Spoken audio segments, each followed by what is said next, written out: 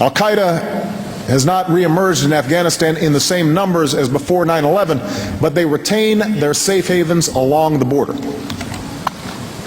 And our forces lack the full support they need to effectively train and partner with Afghan security forces and better secure the population. Our new commander in Afghanistan, General McChrystal, has reported that the security situation is more serious than he anticipated. In short, the status quo is not sustainable. As cadets, you volunteered for service during this time of danger. Some of you fought in Afghanistan. Some of you will deploy there. As your Commander-in-Chief, I owe you a mission that is clearly defined and worthy of your service. And that's why, after the Afghan voting was completed, I insisted on a thorough review of our strategy. Now, let me be clear. There has never been an option before me that called for troop deployments before 2010. So there has been no delay or denial of resources necessary for the conduct of the war during this review period. Instead, the review has allowed me to ask the hard questions and to explore all the different options, along with my national security team, our military and civilian leadership in Afghanistan, and our key partners. And given the stakes involved, I owed the American people and our troops no less. This review is now complete. And as Commander-in-Chief, I have determined that it is in our vital national interest to send an additional 30,000 U.S. troops to Afghanistan. After 18 months, our troops will begin to come home. These are the resources that we need to seize the initiative while building the Afghan capacity that can allow for a responsible transition of our forces out of Afghanistan. I do not make this decision lightly. I opposed the war in Iraq precisely because I believe that we must exercise restraint in the use of military force and always consider the long-term consequences of our actions. We have been at war now for 8 years, at enormous cost in lives and resources.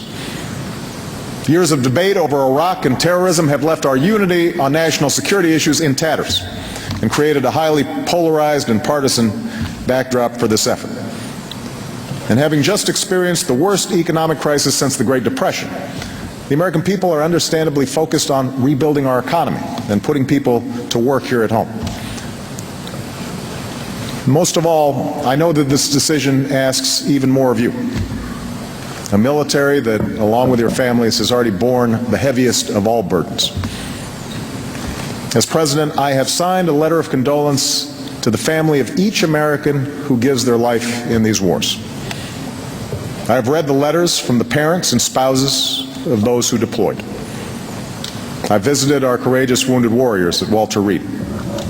I've traveled to Dover to meet the flag-draped caskets of 18 Americans returning home to their final resting place. I see firsthand the terrible wages of war. If I did not think that the security of the United States and the safety of the American people were at stake in Afghanistan, I would gladly order every single one of our troops home tomorrow. So no, I do not make this decision lightly. I make this decision because I am convinced that our security is at stake in Afghanistan and Pakistan. This is the epicenter of violent extremism practiced by Al-Qaeda. It is from here that we were attacked on 9/11, and it is from here that new attacks are being plotted as I speak. This is no idle danger, no hypothetical threat.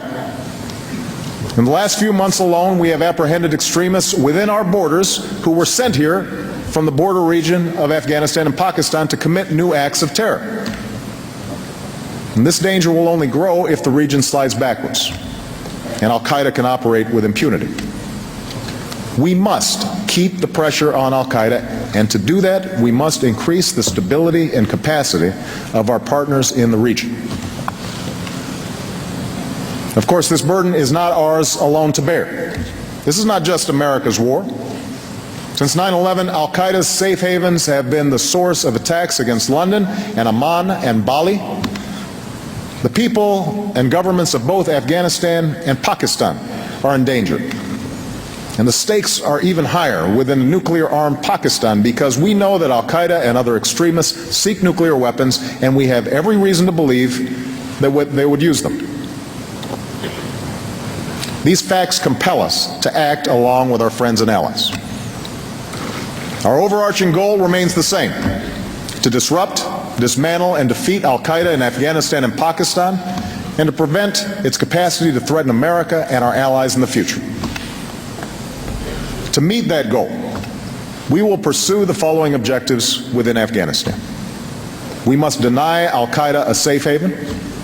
We must reverse the Taliban's momentum and deny it the ability to overthrow the government. And we must strengthen the capacity of Afghanistan's security forces and government so that they can take lead responsibility for Afghanistan's future. We will meet these objectives in three ways.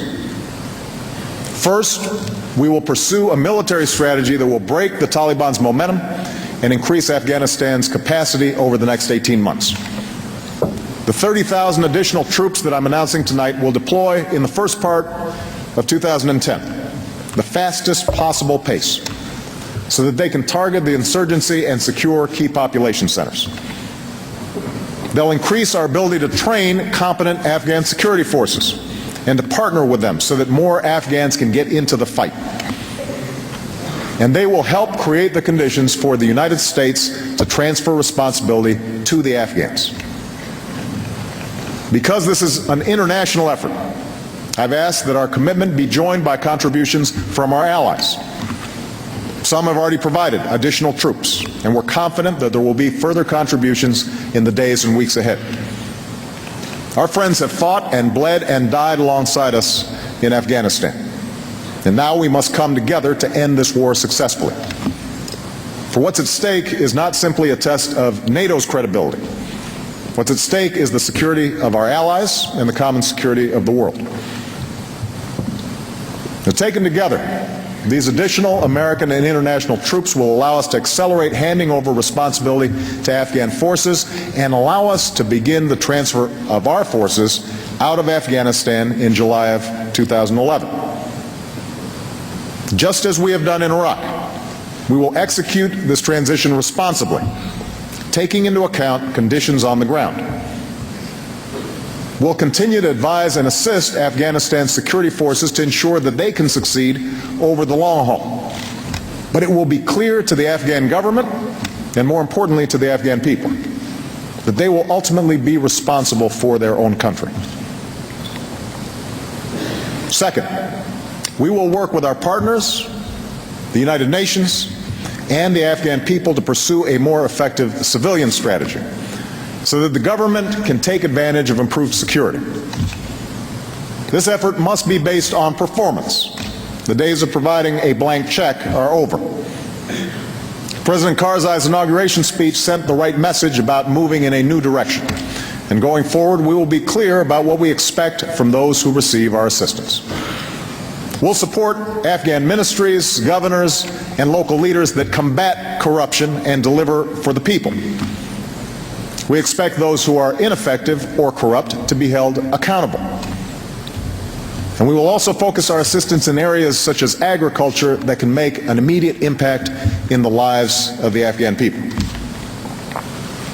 Now, the people of Afghanistan have endured violence for decades.